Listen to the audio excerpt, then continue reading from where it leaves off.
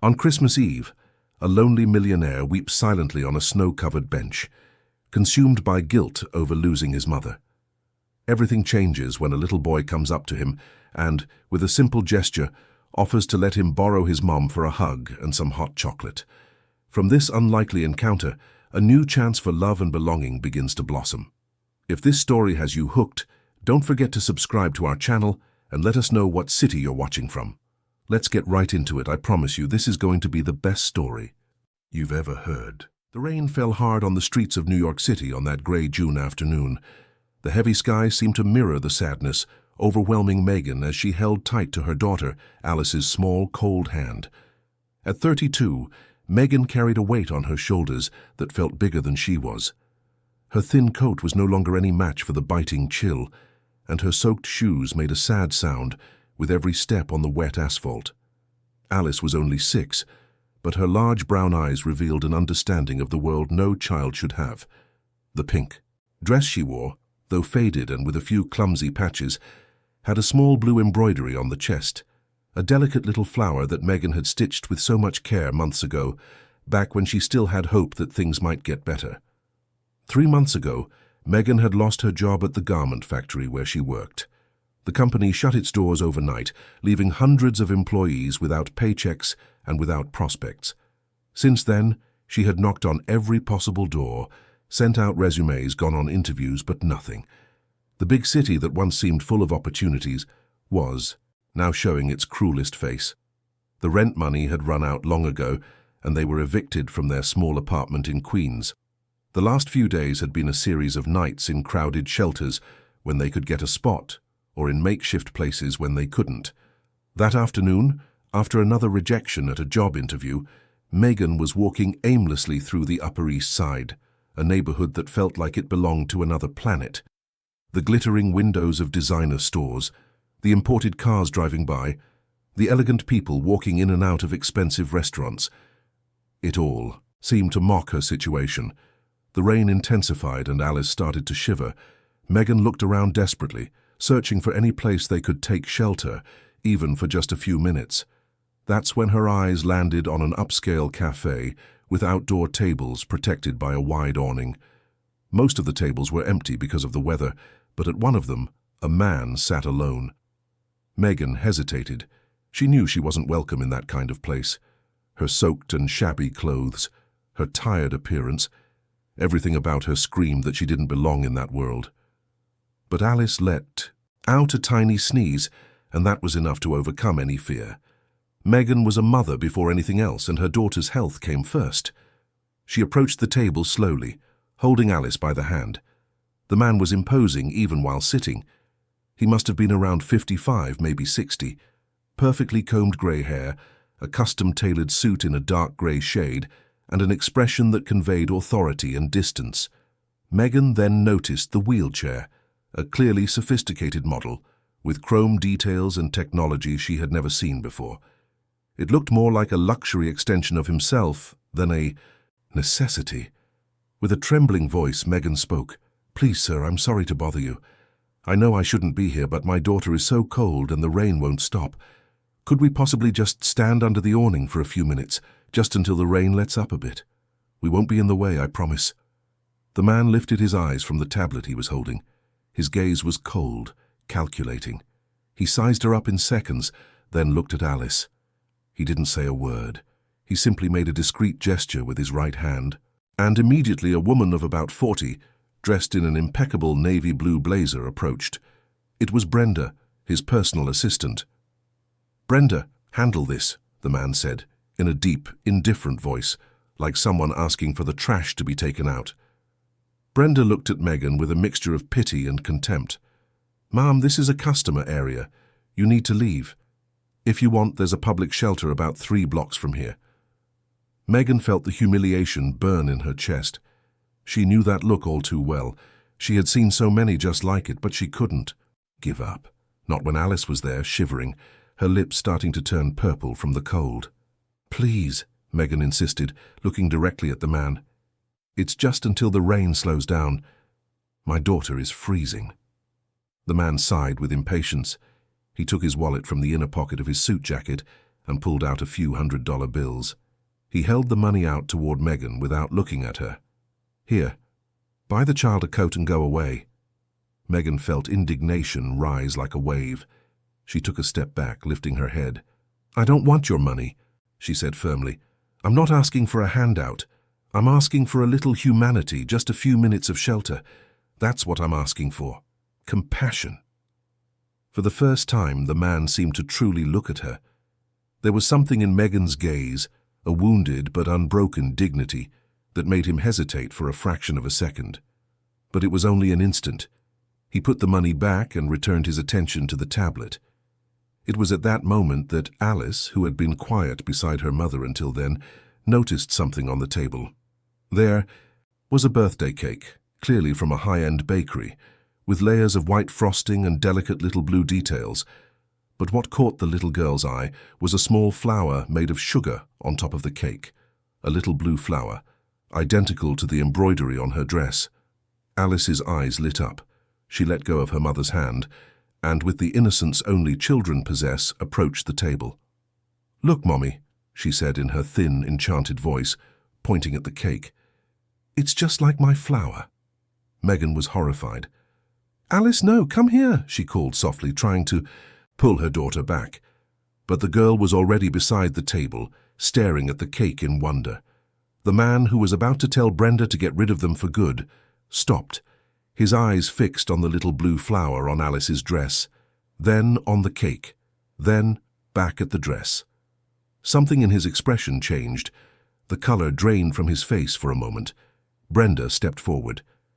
"Mr. Sterling, I'll take care of—" But he raised his hand, cutting her off. His voice came out different, lower, almost trembling. "Where did you get that dress?" Megan, confused and still on the defensive, answered, "I did the embroidery myself. Why?" "No," Michael said, still staring at the little flower. "Not the whole dress. That embroidery, that design. Where did it come from?" Megan frowned.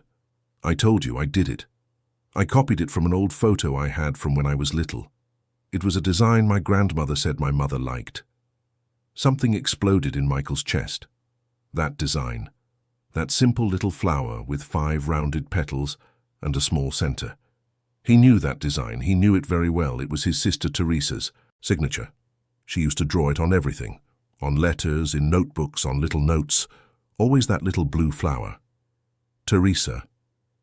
The name echoed in Michael's mind like distant thunder. Teresa, who had disappeared 33 years ago. Teresa, who he believed had been swept away by life's circumstances and never came back. Teresa, who at 22 had fallen madly in love with someone the family never approved of.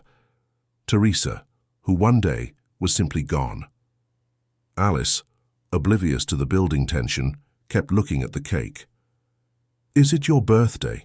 she asked with that sweet, direct tone only children can manage. Michael took a moment to answer. "Yes," he finally said, almost in a whisper. Alice smiled, a wide, luminous smile that lit up her wet little face. "Happy birthday, then. My birthday is in the summer. I'm going to be 7. Michael felt something break inside him, something that had been frozen for decades. He looked at Alice, really looked. The brown eyes, the shape of her face, the smile. There was something familiar there, something he couldn't name, but that resonated deep in his soul. "Brenda," he said suddenly, "bring them hot chocolate, 2, and a coffee. And," he hesitated, "they can stay until the rain passes." Brenda's eyes widened in surprise. "Sir, are you sure?" she began, but Michael cut her off with a look. Megan, still processing what was happening, pulled up a chair and slowly sat down with Alice. The little girl was beaming, finally out of the rain and the cold. "Thank you," Megan said softly, not sure what else to say. Michael didn't answer. He was watching Megan more closely now. She had to be in her early 30s. Dark brown hair, large eyes, delicate features despite the obvious exhaustion. There was something in her face that was strangely familiar. "What's your name?" he asked suddenly. Megan Carter." "Carter," Michael repeated. "And your mother?" Megan looked away, the old pain flashing in her eyes. I never knew my mother. She left me with my grandmother when I was a few months old. My grandmother raised me until I was 15. After she passed away, I was on my own. And her name? Your mother's. Megan hesitated. Teresa Carter. At least that's what's on my birth certificate. My grandmother never talked much about her, said it was too painful. The world stopped for Michael. Teresa. It couldn't be a coincidence. The name, the little flower, the resemblance. It just couldn't. Brenda returned with the drinks on a tray. Megan accepted the cup of coffee with both hands, grateful for the warmth. Alice took the hot chocolate and sipped it, smiling. While they drank, Michael couldn't take his eyes off Megan. His heart was racing, something he hadn't felt in years. He needed to know more. He had to be sure. But how? How could he ask the questions without sounding completely insane? That's when his gaze fell on Megan's hands, and he saw it a ring. Old silver with details worn down by time, and in the center engraved initials. M and T. Michael felt the air leave his lungs. That ring, he said, pointing. Where did it come from? Megan looked at her own hand, touching the ring fondly. It was my mother's, the only thing she left behind. My grandmother gave it to me when I turned 18. She said my mother always wore it. The initials, Michael pressed, feeling his voice tremble. What do they mean? Megan shrugged. I don't know. My grandmother never told me. I always thought it had something to do with my father, but I never knew who he was. My grandmother took that secret to her grave. Michael held out his trembling hand. May I see it? Megan hesitated, but she took off the ring and placed it in his palm. Michael held the small piece of jewelry as if it were the most precious thing in the world. He ran his finger over the initials, M and T, Michael and Teresa. That ring. He remembered. It was the promise ring he had given Teresa when she turned 21. A gift from an older brother, to his baby sister. She had sworn she would never take it off. Michael closed his eyes. The memories came flooding back. Teresa laughing in the garden of their old house. Teresa saying she had fallen in love. Teresa crying when their father refused to accept the relationship. Teresa saying she was leaving, that she was going to live her life, that she was going to be happy. And then, the silence.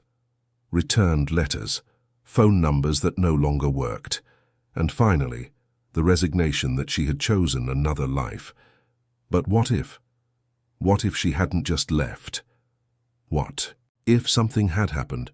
What if she'd had a daughter? This daughter? Michael opened his eyes and handed the ring back to Megan. She put it back on, not understanding the intensity of the moment. Do you have a place to stay? Michael asked suddenly. Megan looked down, shame coloring her cheeks. No, not right now, but we'll figure something out. We always do. Michael made a decision that would change everything. Come with me. Megan raised her head, surprised. What? To my house. You need a place to stay. And I need, he hesitated, I need to understand some things. Megan was silent, processing.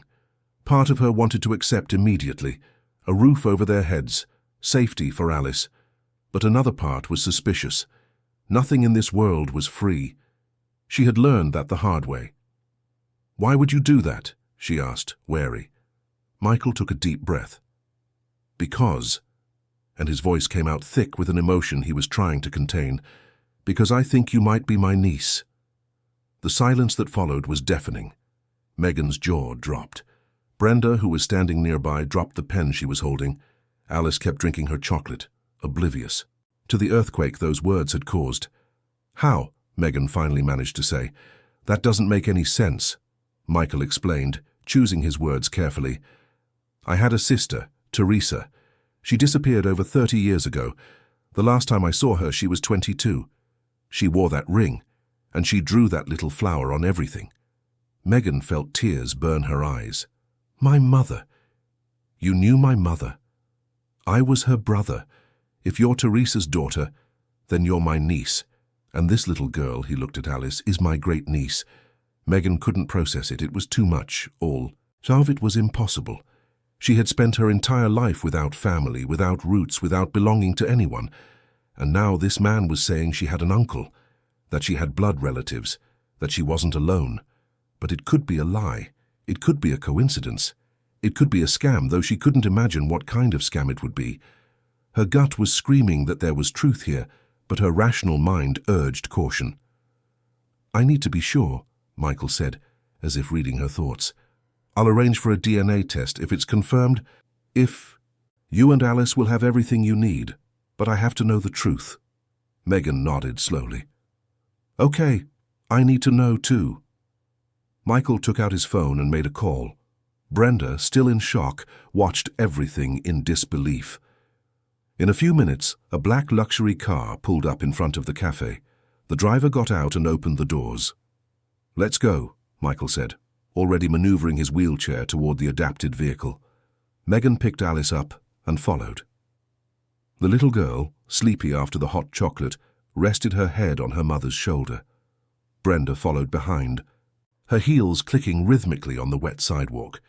Inside the car, the silence was thick. Megan stared out the window, watching the city go by. Alice slept peacefully in her lap. Brenda typed furiously on her phone, clearly disturbed, and Michael stared straight ahead, lost in thoughts and memories of a sister he thought he had lost forever. The mansion was in a gated community in Greenwich, Connecticut. When they passed through the security gates and entered the property, Megan felt like she was entering another world. The house was immense, modern, with huge glass windows and impeccably manicured gardens. It was the kind of place she saw in magazines, but never imagined setting foot in. The car stopped in front of the main entrance. Michael got out first, his wheelchair gliding smoothly over the marble floor. A uniformed housekeeper appeared immediately. "Carmen," Michael said, "prepare the guest room on the second floor, and let the kitchen know we'll have 2 more for dinner." "Yes, Mr. Sterling," Carmen replied. But her curious gaze didn't escape Megan. Inside the house, Megan felt completely out of place. Everything was big, luxurious, intimidating. The walls were decorated with works of art that probably cost more than she would earn in a lifetime. The chandelier in the main entryway looked like it had 1,000,000 crystals.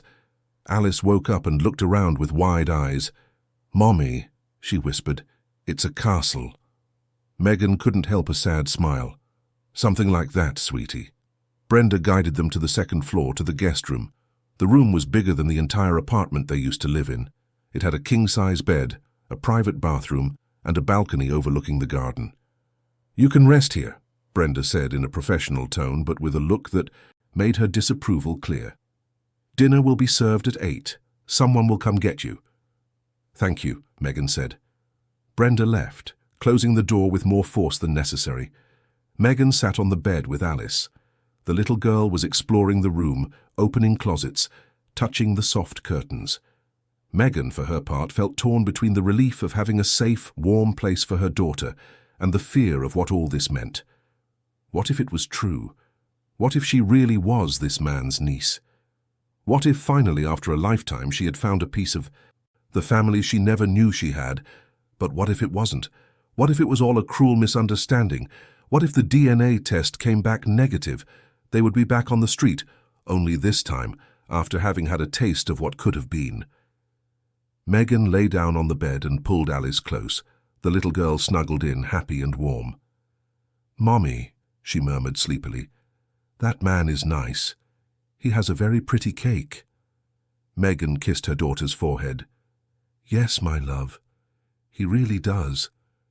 And as Alice fell asleep again, Megan stared at the high ornate ceiling, wondering how her life had changed so much in a matter of hours.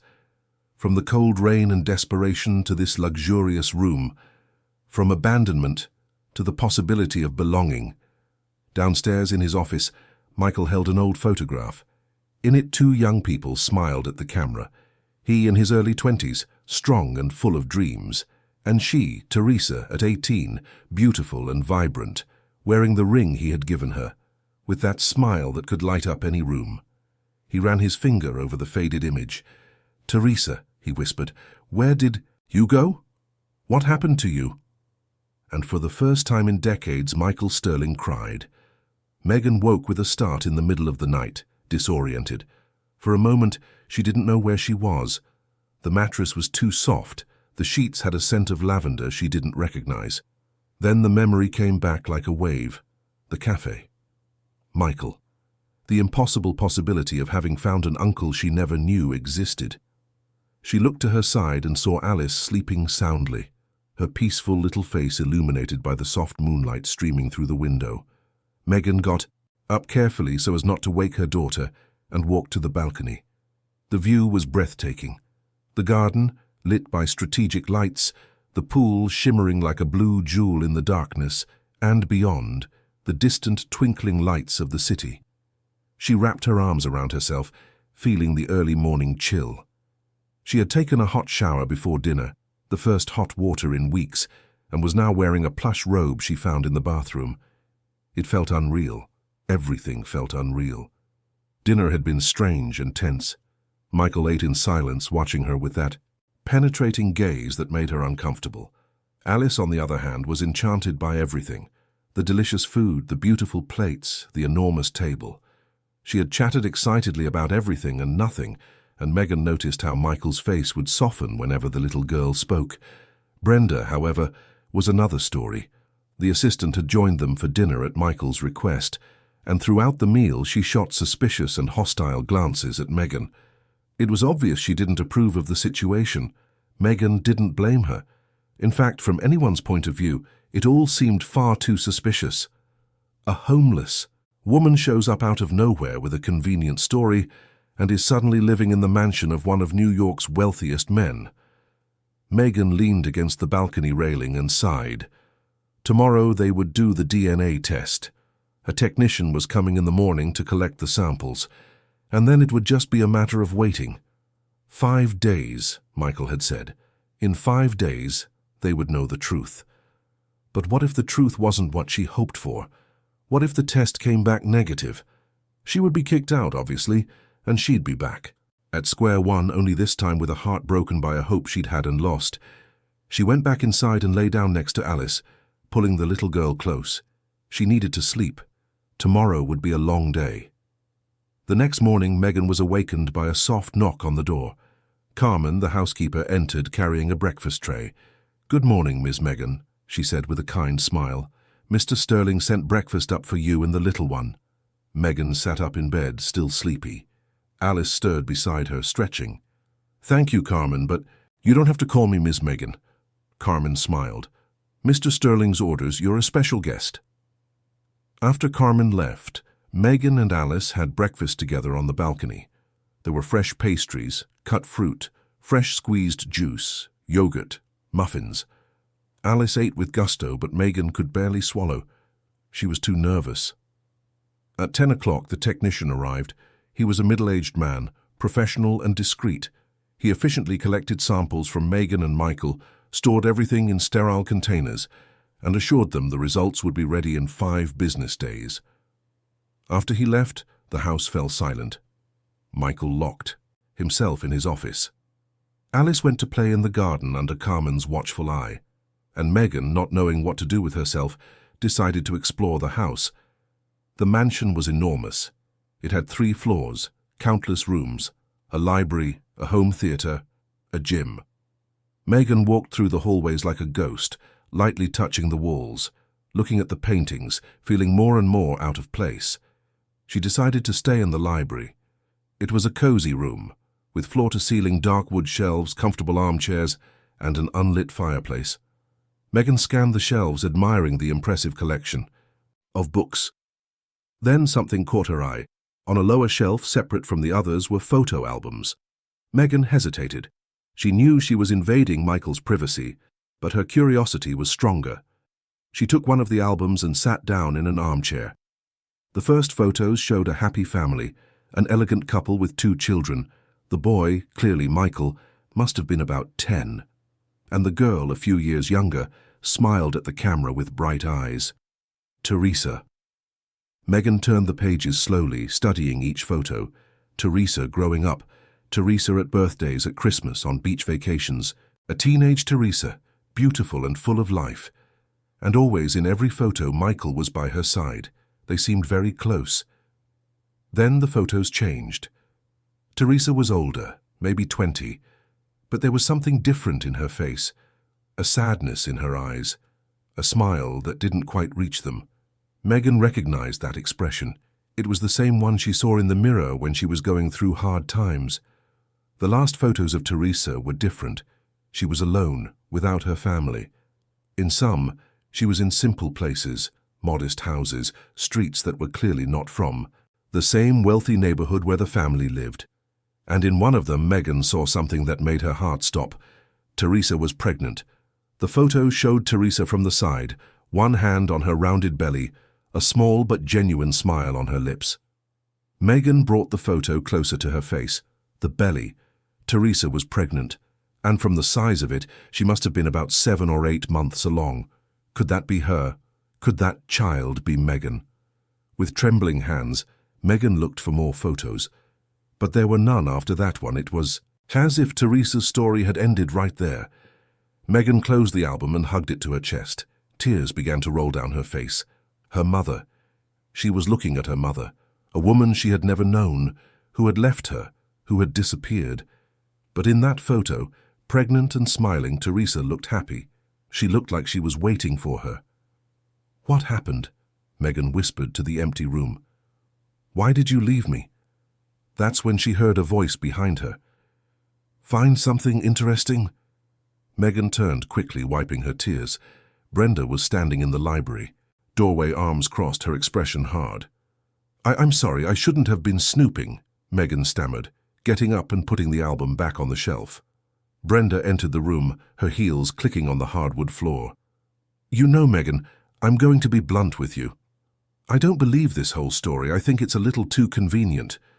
A homeless woman shows up out of nowhere with a story about being related to the richest man she runs into on the street." Megan felt anger boil inside her. "You think I made all this up? The ring, the embroidery, my mother's name." Brenda shrugged. "Information is easy to get these days. A few internet searches asking the right questions, and you can build a convincing story." Megan took a step forward, her fists clenched. "I didn't lie. And if you knew me at all, you'd know I would never use my daughter for a scam, never." Brenda stared her down, her eyes like ice. "We'll see what the DNA says. And when it comes back negative, I hope you're ready to get out of here and never come back." Megan was about to retort when a deep voice interrupted. "Brenda, that's enough." Michael was at the library entrance. His wheelchair stopped in the doorway. His face was serious, but there was a clear reprimand in his voice. Brenda turned to him. "Mr. Sterling, I'm just protecting your interests." "I can take care of my own interests, thank you," Michael replied. "Megan is my guest. She will be treated with respect, as long as she is under my roof." Brenda opened her mouth to argue, but Michael's glare silenced her. She gave a stiff nod and left the room, but not before shooting one last warning look at Megan. When they were alone, Michael sighed. "I'm sorry about Brenda. She's very protective. She's been with me for 15 years. Megan sat down again, exhausted by the confrontation. "She doesn't trust me." "She doesn't trust anyone," Michael corrected. "It's part of her job. And considering how many times people have tried to take advantage of me over the years, I can't entirely blame her." He maneuvered his chair closer. "But I'm not her. And as hard as it is for me to admit, something about you tells me you're telling the truth." Megan looked at him. "What happened to Teresa? How did she disappear?" Michael was silent for a long moment. Finally, he began to speak, his voice heavy with memory and remorse. "Teresa was 8 years younger than me. We were always close. I protected her from everything, or at least I tried to. Our parents were strict, traditional. They had plans for our lives, for me to take over the family business, for Teresa to marry well and be the perfect wife to some chosen businessman." He paused, his eyes lost in the past. But Teresa was stubborn. She had a free spirit that didn't fit their expectations. When she was 22, she met someone, a man who worked in one of our factories. He was a production supervisor, a good man, hard-working, honest. But to our parents, it was unacceptable. He wasn't from our social class. Megan listened in silence, mesmerized by the story. Teresa fell head over heels in love, Michael continued, and he with her. They saw each other in secret. I knew, but I kept their secret. I thought they deserved a chance to be happy. But our father found out. There was a terrible fight. He gave Teresa an ultimatum. Either she ended the relationship, or she would be disowned and kicked out of the house. And she chose love, Megan whispered. Michael nodded, the pain evident on his face. She left home that night, took only one suitcase. I tried to make her stay, told her I'd talk to our father, that we'd find a solution.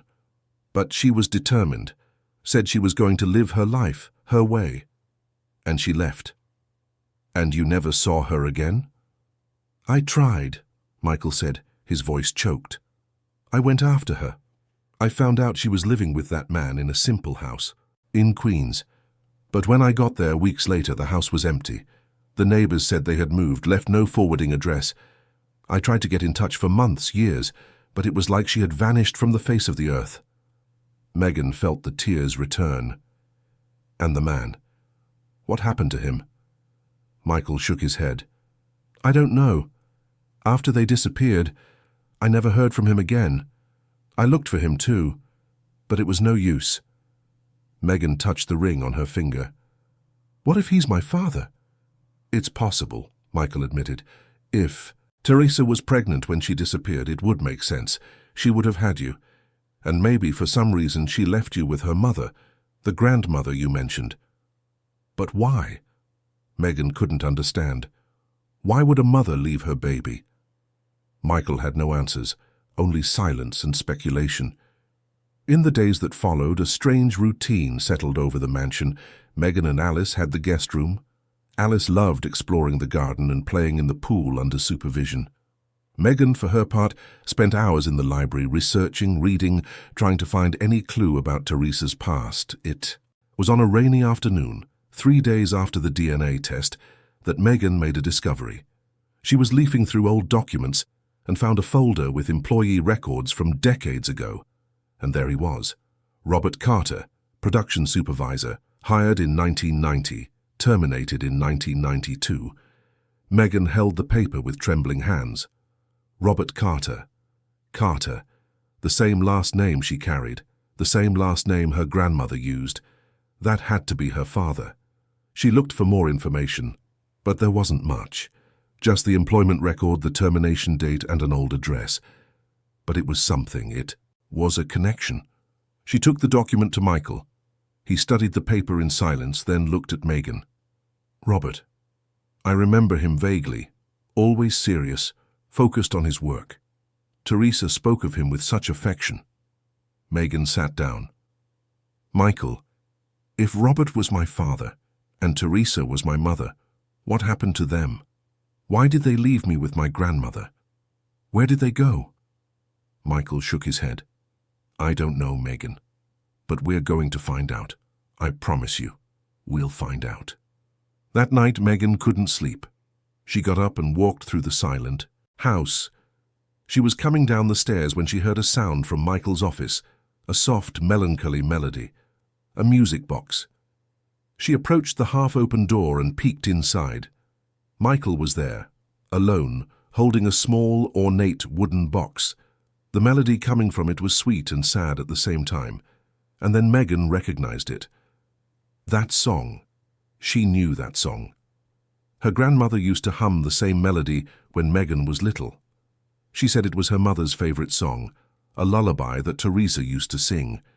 Megan felt the tears stream down her face. That music box, that melody, was the final connection, the emotional proof that transcended any DNA test. She pushed the door open gently. Michael looked up, surprised to see her. Megan entered slowly. I know that song, she said, her voice thick with emotion. My grandmother used to sing it to me when I was a child. She said my mother loved it. Michael closed his eyes. It was Teresa's favorite. Our mother had this music box. When she passed away, Teresa inherited it. She played it every night before she went to sleep. Megan sat in the chair across from him. Michael, regardless of what the DNA says, I know the truth. I can feel it. Teresa was my mother. I'm your niece." Michael opened his eyes, and for the first time, Megan saw tears there. "I feel it too, Megan. I feel it too." They sat in silence, the melody of the music box filling the space between them, connecting two generations separated by secrets, losses, and silences that were finally beginning to be broken. When Megan returned to her room, she found Alice awake. "Mommy, where were you?" the little girl asked sleepily. Megan lay down beside her and hugged her tight. "Discovering where we come from, my love. Discovering who we are." Alice yawned. "We're us. We're Mommy and Alice." Megan smiled through her tears. "Yes, sweetie. But maybe, just maybe, we're more than that now." For the next 2 days, the tension in the house was palpable. Brenda remained vigilant and suspicious. Michael alternated between moments of closeness with Megan and Alice and periods of isolation in his office. Megan explored every corner of the mansion, looking for more clues, more answers. It was Carmen who unintentionally provided another piece of the puzzle. One morning, while Megan was having coffee in the kitchen, the housekeeper commented casually, "This house always felt so empty. Ever since Ms. Teresa left, it's never had the same life." Megan sat up straight. "You knew Teresa?" Carmen nodded, stirring a pot on the stove. "I worked here when I was younger. Teresa was a lovely girl, always kind to everyone, no matter their position. Unlike her father, who was very harsh." "Did she talk about Robert?" Megan asked softly. Carmen smiled. "Oh, yes. She was so in love. I'd see him when he came to pick her up at the gate. After work, her eyes would just light up, but it all had to be a secret. The family would never approve. And after she left, do you know what happened?" Carmen grew serious. "I heard through the grapevine that she was expecting a baby, but nobody knows what happened after that. She just disappeared. Mr. Michael never got over it, always blamed himself for not protecting his sister better." Megan absorbed the information. Every piece of the story she uncovered brought her closer to the truth, but also raised more questions. On the 5th day, the day the DNA results were due, the house woke to a tense silence. Megan could barely eat. Alice, sensing her mother's anxiety, stayed quiet and close to her side. Michael locked himself in his office, waiting for the call from the lab. Brenda circled the house like a hawk, ready to say, "I told you so." At 2 in the afternoon, the phone rang. Megan was in the garden with Alice when Carmen came to get her. "Miss Megan, Mr. Sterling wants to see you in his office." Megan's heart pounded. She asked Carmen to stay with Alice and walked slowly to the office. Each step felt like it weighed a ton. The door was open. Michael was sitting behind his enormous mahogany desk, a letter in his hand. Brenda stood beside him, her face pale. Megan entered and closed the door behind her. Her knees were shaking. "The results came in?" she asked, though she already knew the answer. Michael nodded slowly. "Yes, they're here." The silence that followed lasted an eternity. Megan couldn't breathe. Her entire life depended on that result. Family or abandonment, belonging or rejection, truth or lies. Michael lifted his eyes, and what Megan saw there made her heart clench. It wasn't anger or disappointment. It was pure, overwhelming emotion. "Megan," he said, his voice trembling, "you're my niece. The DNA confirms it with 99.9% certainty. You are Teresa's daughter." The floor seemed to disappear from under Megan's feet. She heard the words, but it took a few seconds for them to sink in. Niece, Teresa's daughter, family. The tears came, unstoppable. Megan covered her face with her hands and sobbed. All the emotions she had bottled up, all the years of loneliness, of not belonging to anyone, of being an orphan without roots, it all came pouring out at once. Michael maneuvered his chair over to her and for the first time touched her hand. "Welcome to the family, Megan." Brenda in the background turned and left the room without a word. But Megan didn't even notice. She was on the floor crying, holding her uncle's hand, finally, having found the place where she was always meant to be. And outside, Alice played in the garden, oblivious to the fact that her life, just like her mother's, had changed forever. The days following the DNA confirmation were an emotional roller coaster for Megan. On one hand, there was the overwhelming joy of finally having found family, of knowing who she was, where she came from. On the other, there were a myriad of unanswered questions that tormented her every night. What had happened to Teresa? Why had she left her with her grandmother? Where was Robert? And the most painful question of all, why did her mother never come back for her? Michael, for his part, was transformed. The cold, distant man Megan had met at the cafe gave way to someone kinder, more present. He started having meals with Megan and Alice, asking about their day, listening to Alice's stories with genuine attention. It was as if the confirmation of their family bond had torn down a wall he had built over decades. But not everything was perfect. Brenda remained hostile, though she was now more subtle in her disapproval. She would cast icy glares, make acidic comments disguised as concern, and Megan knew the assistant hadn't given up her silent campaign. It was on a sunny morning, about 2 weeks after the DNA confirmation, that things started to get really complicated. Megan was in the library reading when Brenda entered with a folder in her hand. "Megan," she said, her voice too professional to be friendly, "I need you to sign some documents." Megan looked up. "What documents?" Brenda placed the folder on the table. "Mr. Sterling is arranging to regularize your situation. This includes opening bank accounts, residency documents, and other legal aspects related to the family recognition." Megan took the papers and started to read. There were many pages, full of complicated legal language. She didn't understand half of what was written. "This is a lot. Can I have someone review it before I sign?" Brenda's face hardened. "You don't trust Mr. Sterling?" "It's not a matter of trust," Megan retorted, feeling her irritation grow. "It's just that I don't understand legal matters. I want to be sure of what I'm signing." Brenda snatched the documents back with a sharp movement. "I'll inform Mr. Sterling that you're being difficult." "I'm not being difficult." Megan stood up, her voice rising. "I'm being cautious. There's a difference." "Of course," Brenda said with a cold smile. "I just hope that caution isn't because you're planning something." Megan felt her blood boil. "What are you implying?" "I'm implying that you showed up out of nowhere with a convenient story, and now you're living in the house of a rich man who just found out you're related. Some people might find that very opportune." The library door flew open. Michael entered, his face red with anger. "Brenda, my office. Now." Brenda turned and left, but not before shooting one last venomous look at Megan. Michael approached Megan, who was trembling with anger and frustration. "I'm sorry. Brenda is out of line. I'm going to have a serious talk with her." Megan sat down again, running her hands over her face. "She hates me, and I get why. From her point of view, I'm an intruder." "You are not an intruder," Michael said firmly. "You are my niece, and this is your home now." But Megan didn't feel that way.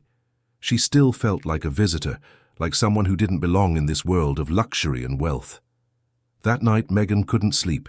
Alice was sleeping soundly beside her, but Megan was restless. She got up and went down to the kitchen for a glass of water. She was heading back to her room when she heard voices coming from Michael's office.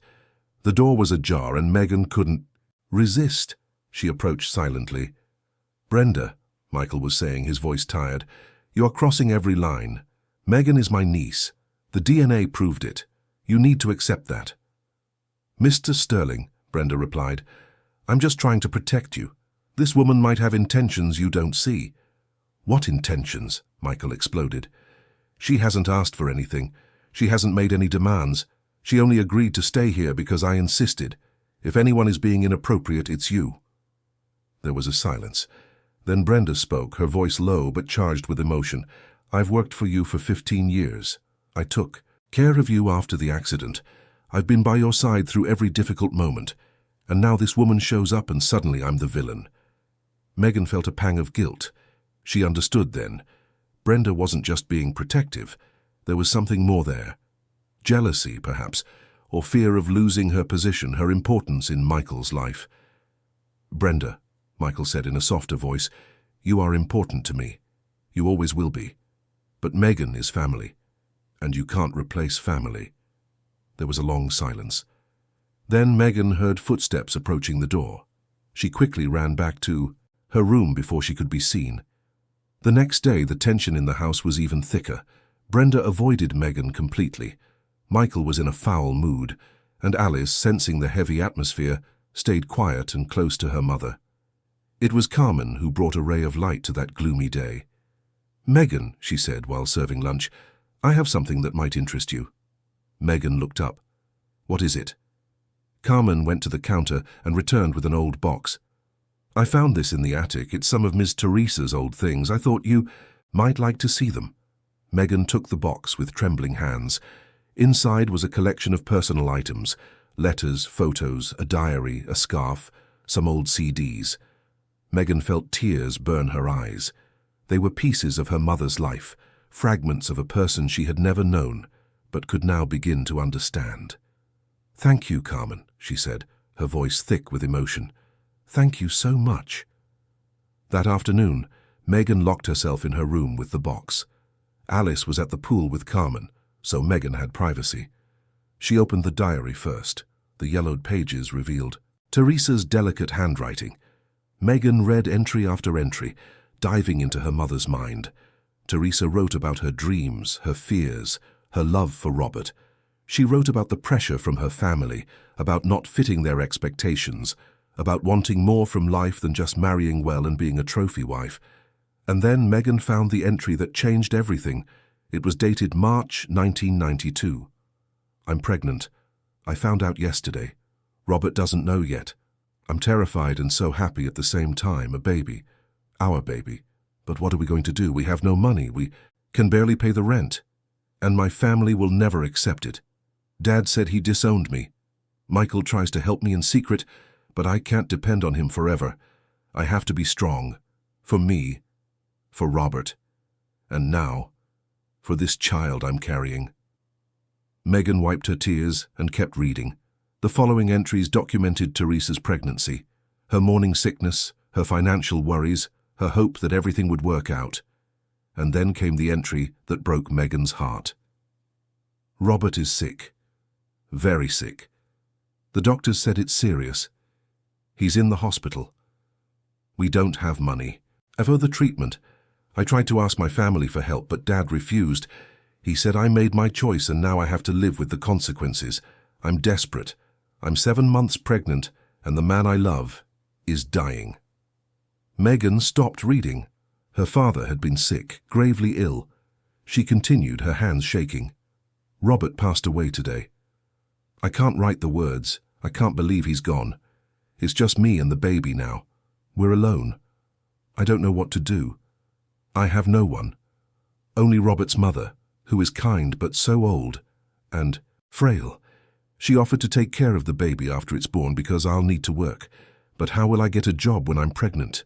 How will I survive?" Megan closed the diary, unable to go on. So, that was it. Robert had passed away.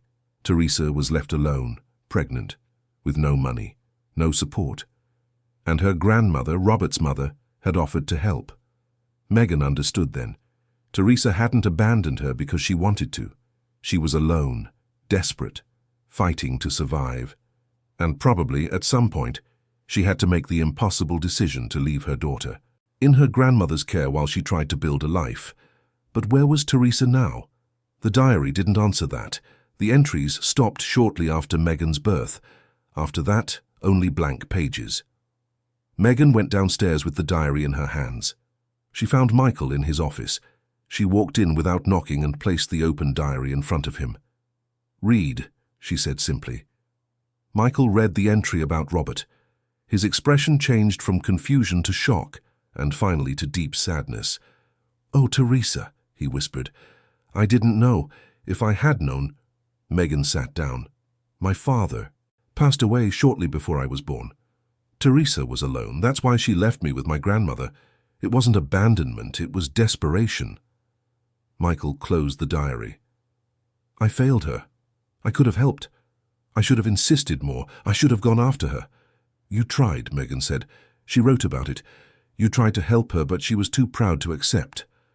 They sat in silence, sharing the pain of that revelation. Finally, Michael spoke.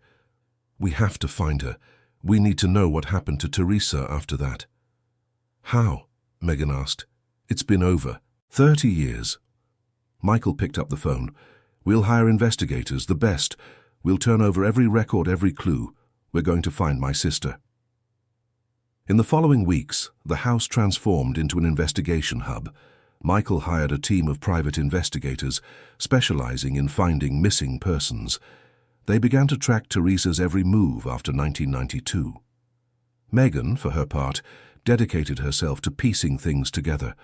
She read and reread the diary, examined the photos, talked to Carmen about anything she remembered from that time. It was during one of these conversations that Carmen mentioned something important.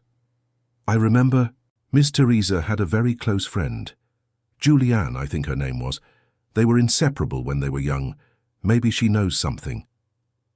Michael immediately put the investigators on that lead. They found 3 Juliannes who had attended the same school as Teresa. The second one was the right one. Julianne Miller, now married, living in Stamford, Connecticut. Megan and Michael went to visit her. Julianne, a cheerful and outgoing woman in her early 50s, received them with surprise and curiosity.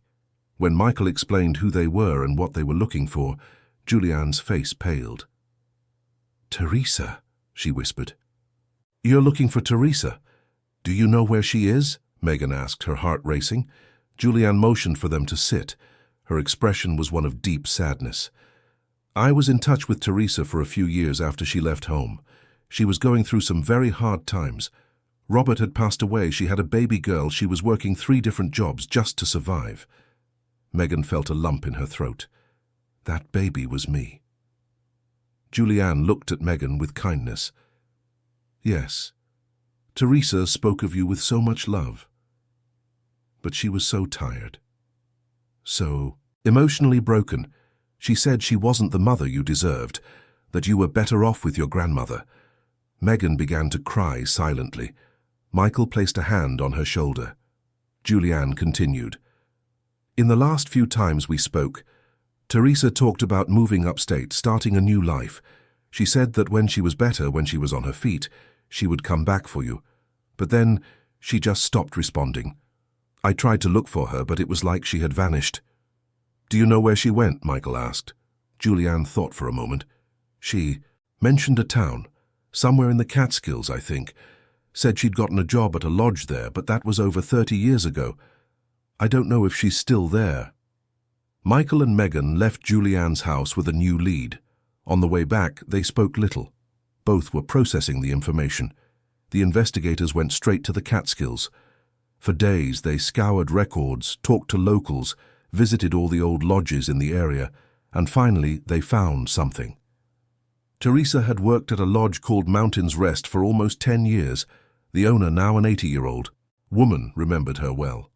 "She was a quiet, hard-working girl," the woman said over the phone, "but always sad, like she was carrying a weight on her back. She worked here until 2002, then she moved away. I don't know where to." The investigators continued to follow the trail. Employment records, old documents, witness statements. It was like assembling a giant jigsaw puzzle with many missing pieces. And then, 3 months after the investigation began, one of the detectives called Michael. "We have something," he said. "Teresa Carter. We found records of her in the Berkshires. She's been there since 2003. Megan felt the world spin. The Berkshires. Her mother was alive. She was just a few hours away. But when the investigators went to the address, they discovered something that would change everything again. Teresa wasn't there. According to neighbors, she had left months ago. She was sick, they said. Very sick. She had gone to a place that could take proper care of her. Megan felt panic rise. Sick. What kind of sickness? Where did she go? The investigators deepened their search. Hospitals, clinics, nursing homes. And finally they found her. Teresa was in a hospice facility in New Haven, Connecticut. The diagnosis, advanced cancer. Megan received the news sitting on the library sofa. Michael was by her side. She heard the investigator's words, but it took a moment for them to register. Her mother was alive, but she was dying. "We have to go now," Megan said, standing up suddenly. "Now, Michael." He nodded. "Let's go." 2 hours later, they were in the car on their way to New Haven. Megan was nervous, anxious, terrified. She was finally going to meet the woman who brought her into the world, the woman who left her, the woman who, she now understood, never stopped loving her from afar. The facility was quiet, well kept, surrounded by gardens. A nurse greeted them. "Miss Carter is in her room. I should warn you, she's quite weak. The treatment isn't working as we'd hoped." "Does she know we're coming?" Megan asked. "No. We thought it best not to tell her. We didn't want to create expectations in case you didn't come." Megan took a deep breath. Room 32. Just down the hall, turn right. A few steps that felt like an eternity. When they reached the door, Megan stopped. Her hands were shaking. Michael was beside her, also visibly emotional. "Go on," he said softly. "She needs to see you." Megan pushed the door open slowly. The room was simple but cozy. On the bed, a thin, frail woman was lying, looking out the window. Grey hair, pale skin, but her features were unmistakable. It was the same face from the photographs. It was Teresa. The woman turned as she heard the door. Her eyes met Megan's. For a moment, there was confusion.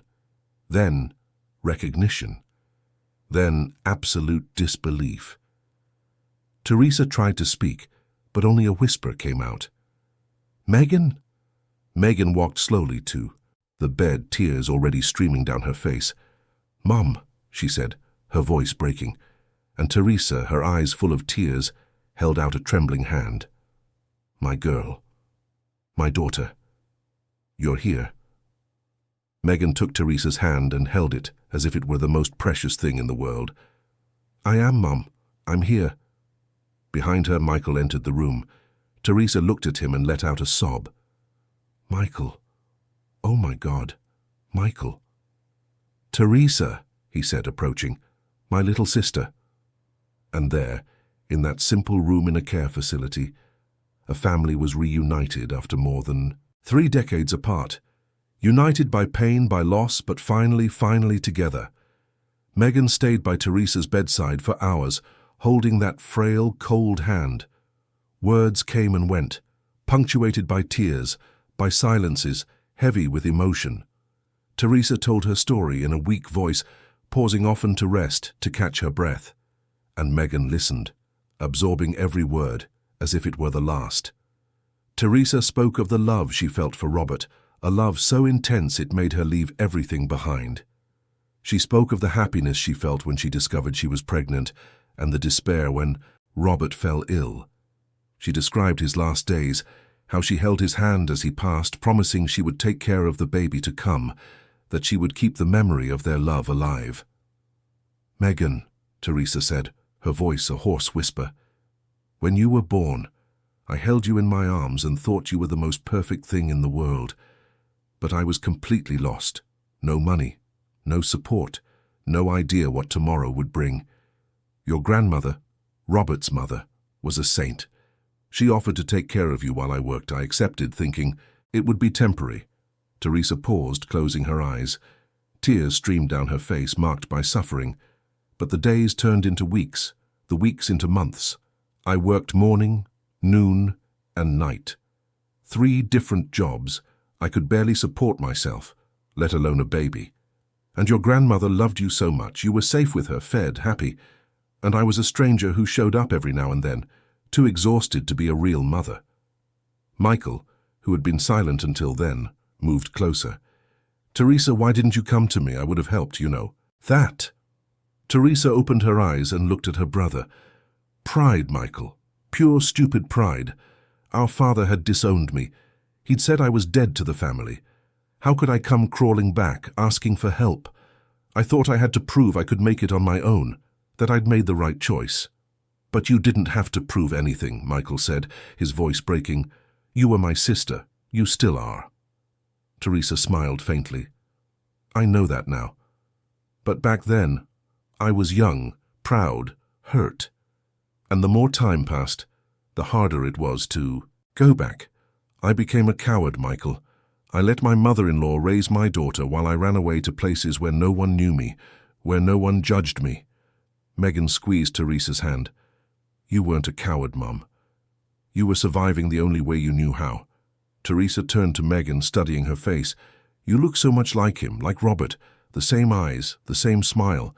Whenever I thought about coming back for you, I was afraid you would hate me, that it would be too late. It's never too late, Megan whispered. They were silent for a moment, just holding each other's hands. Finally, Teresa spoke again. When your grandmother passed away, I found out. An acquaintance called to tell me. I wanted so badly to go to the funeral, but I didn't have the courage. I heard you had gone to live in a group home. It destroyed me. But in my twisted mind, I thought you'd be better off without me, that I would only bring you more pain.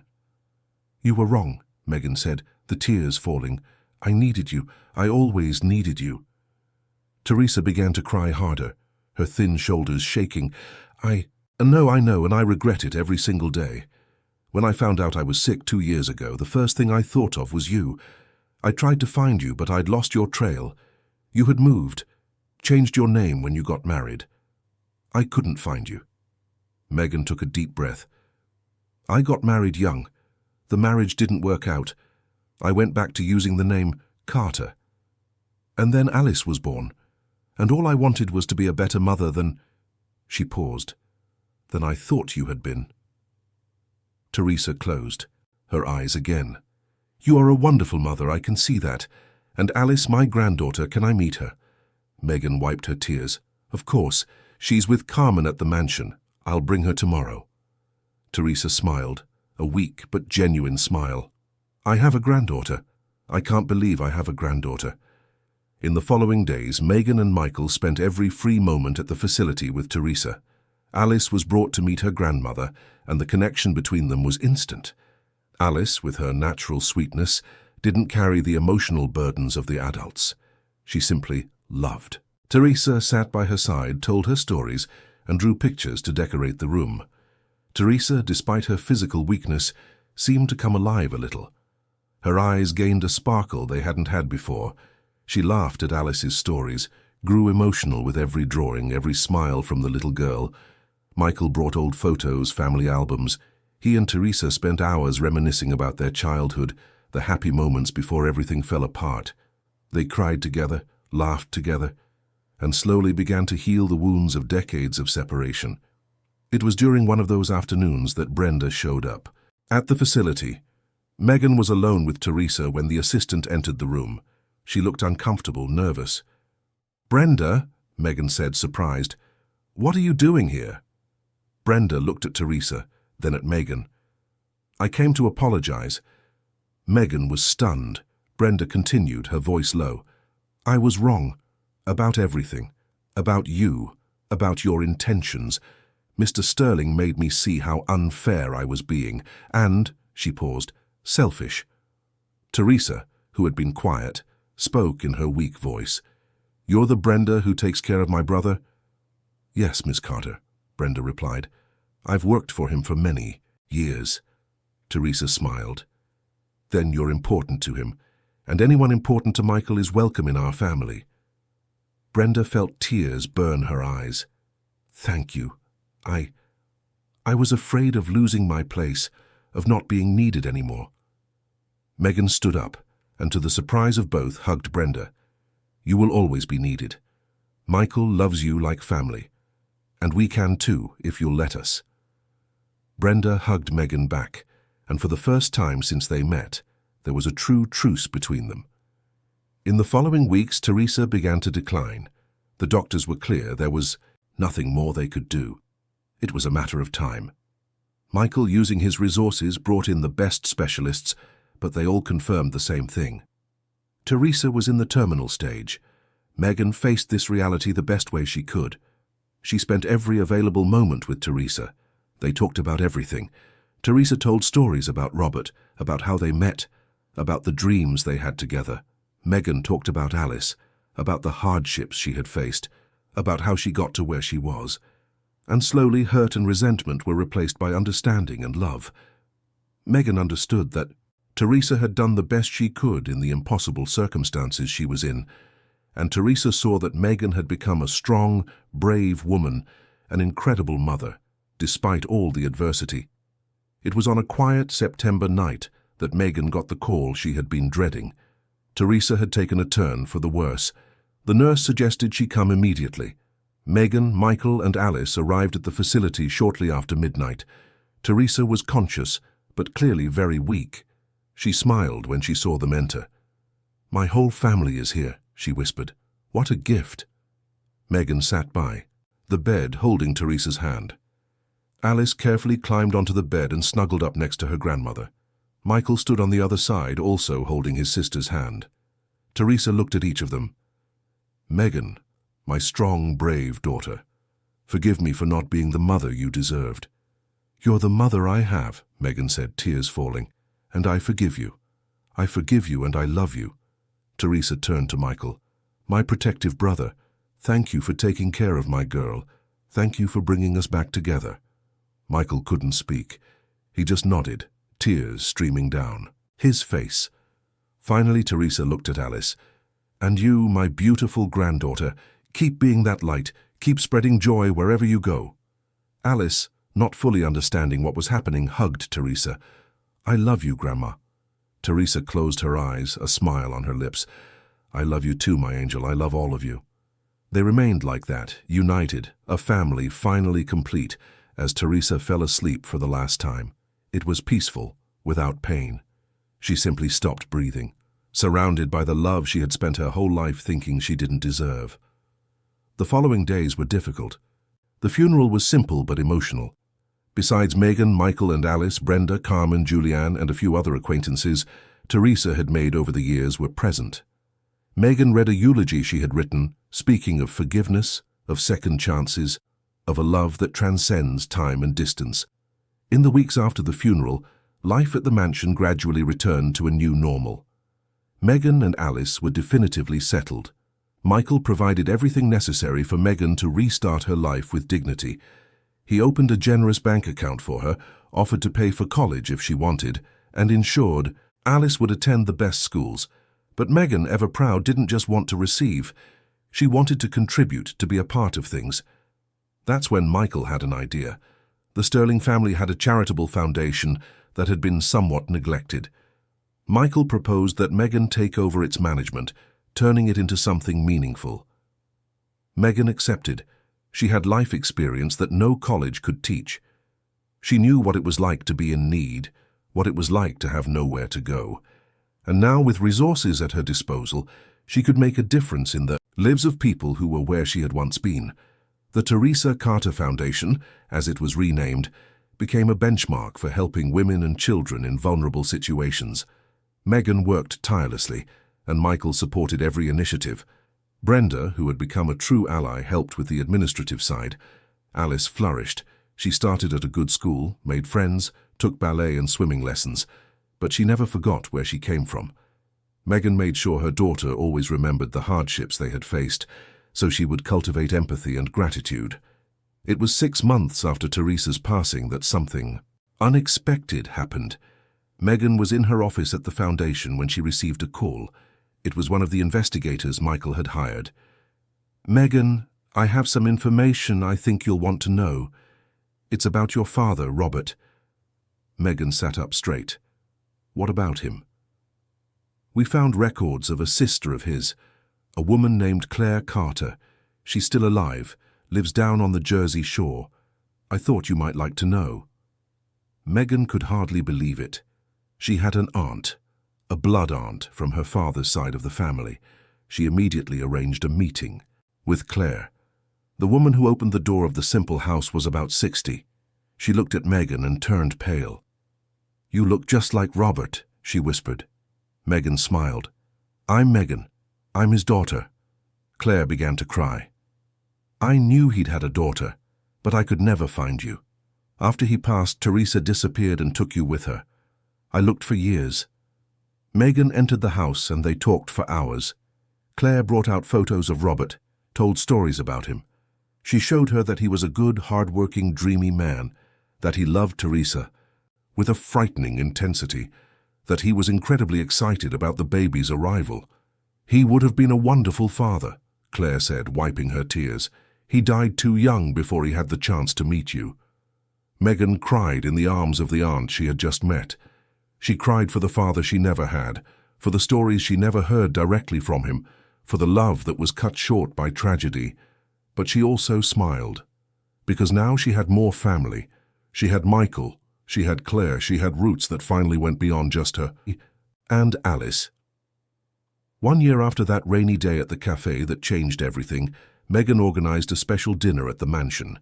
Everything was decorated with blue flowers, the same little flowers that had started the whole story. Around the table were Michael, Alice, Brenda, Carmen, Julianne, Claire, and a few other close friends who had been part of the journey. Megan stood up with a glass in her hand. "I'd like to make a toast," she said, her voice emotional. "A year ago, Alice and I were lost, homeless, without hope. And then by a miracle, by impossible coincidences, or maybe by fate, we found you. We found family." She looked at Michael. "We found an uncle who took us in when we needed it most, who gave us not just a roof over our heads, but love, dignity, and a place to belong." She looked at Brenda. "We found a friend, even if the beginning was rocky. Someone who taught us that family is built on choices, not just blood." She looked at Claire. "We found ties to a past we never knew, but that was always a part of us." And finally, she looked at a framed photo of Teresa on the sideboard. "And we found answers. We understood that love can be complicated, imperfect, but still true, that forgiveness is the greatest form of love, and that it's never too late to rebuild what was broken." Everyone raised their glasses. "To Teresa," Michael said, his voice strong. "To the brave woman who gave life to Megan and who, even from afar, never stopped loving." "To Teresa," they all repeated. Alice, sitting next to Megan, tugged on her mother's sleeve. "Mommy," she whispered, "we're happy now." Megan picked her daughter up and hugged her tight. "Yes, my love, we are very happy." And as she looked around the table, seeing all those smiling faces, Megan realized it was true. She had been through abandonment, poverty, despair. She had carried hurt and resentment. But in the end, she found something worth more than any material wealth. She found family. She found love. She found her place in the world. The journey had been painful, full of tears and difficult revelations. But every step, every discovery, every moment of pain had led to this perfect instant, to this feeling of finally being home. Months later, on a sunny morning, Megan was in the mansion's garden watching Alice play. The little girl was different from the scared, shivering child from that day at the cafe. Now she laughed loudly, ran freely, without the burdens she used to carry. Michael approached in his wheelchair, stopping beside Megan. "What are you thinking about?" Megan smiled. "I'm thinking about how strange life is, how one moment can change everything. If it hadn't rained that day, if we hadn't gone into that cafe, if Alice hadn't seen that little flower on the cake. I believe some things are meant to be," Michael said. "You were meant to find us. Teresa somehow brought us together." Megan agreed. "She brought us back to each other. Even though she's not here anymore, she did that." Michael was quiet for a moment. "Megan, I have something for you." He held out an envelope. Megan opened it. Inside were legal documents. She read them quickly, and her eyes widened. "Michael, this is a portion of the inheritance that should have been Teresa's," he completed. "It's yours now, and Alice's. It's what's right." Megan started to cry. "Michael, you don't have to do this." He held her hand. "I have to. You're my niece. Alice is my great-niece. You are my family, and family takes care of each other." Megan hugged Michael, something they did often now. "Thank you for everything." "Don't thank me," he said. "You gave me back something I thought I had lost forever. You gave me back a piece of my sister. You gave me back my purpose." And it was true. Michael was different. The cold, isolated man Megan had met at the cafe no longer existed.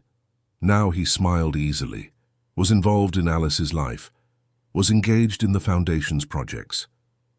Their presence had brought life to a mansion that was once just a gilded cage. That night, when Alice was asleep and the house was quiet, Megan went to her room and opened the drawer of her nightstand. From inside, she took out Teresa's diary. She opened it to the last written page and read again the words her mother had left. "If my daughter ever reads this, I want her to know that every day away from her was torture, that there wasn't a moment I didn't think of her, didn't wonder how she was, if she was happy, if she was safe. I made bad choices, driven by pride and fear, but the love I feel for her never faded. Never. Megan, wherever you are, know that your mother loved you from the very first second, and always will, regardless of time and distance." Megan closed the diary and hugged it to her chest. "I know, Mom," she whispered to the empty room. "I know now." The next day, Megan woke with a new purpose. She had an idea for the Foundation, a special project dedicated to reuniting separated families, cases like hers where people had lost their way, but there was still a chance for reconnection. She presented the idea to Michael over breakfast. He loved it immediately.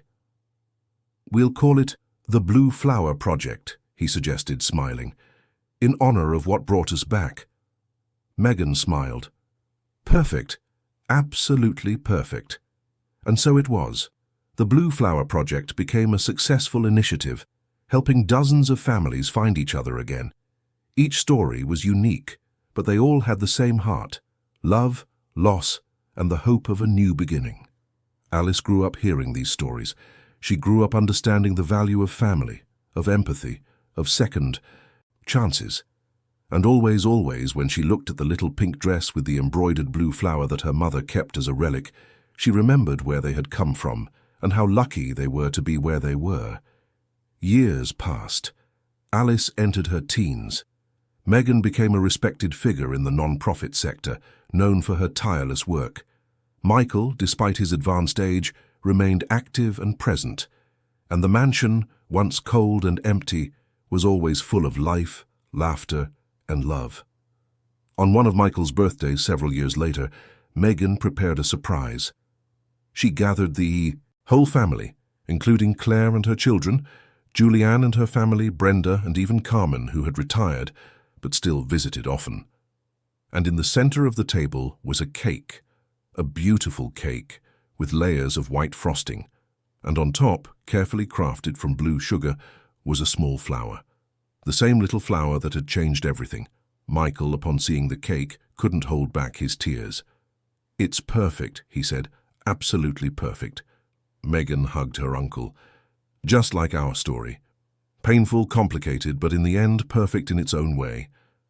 And there, surrounded by all the people she loved, Megan realized she finally had everything she had ever dreamed of. Not material wealth, though she now had it, not status or recognition, though she had earned those too, but something far more valuable: unconditional love, true family, and the peace of knowing who she was and where she came from. The journey that began on a rainy afternoon, with a desperate mother and a shivering child, ended in a room full of light, laughter, and hugs. And the little blue flower, that small symbol that connected past and present, was still there, reminding everyone that sometimes the greatest miracles come from the smallest details. Alice, now a beautiful and confident teenager, raised her glass of juice. "I want to make a toast," she said, her voice clear and strong. "To my mum, the bravest woman I know. To Uncle Michael, who gave us a family. And to Grandma Teresa, who, even though she's not here, brought us all together." Megan felt the tears run down her face, but this time they were tears of pure joy. She looked around the table, seeing each beloved face, and her heart was so full it felt like it might burst. "To Teresa," they all said together, raising their glasses. And in that moment Megan swore she felt a gentle presence, like an invisible embrace. She chose to believe it was Teresa, watching from wherever she was, smiling to see that her daughter and granddaughter were finally happy, finally safe, finally home. Life had given them second chances. It had given them answers to old, painful questions. It had given them forgiveness when they needed it most. And most importantly, it had given them each other. And as the party continued, with music, dancing, and laughter echoing through the walls of the once silent mansion, Megan closed her eyes for a moment and just felt. She felt gratitude, she felt love, she felt peace. She felt that, after a lifetime of searching, she had finally found her place in the world. The story of the little blue flower was a story of loss and discovery, of hurt and forgiveness, of separation and reunion. It was a story about how love, even when imperfect, even from a distance, never truly dies, and about how it's never too late to come home.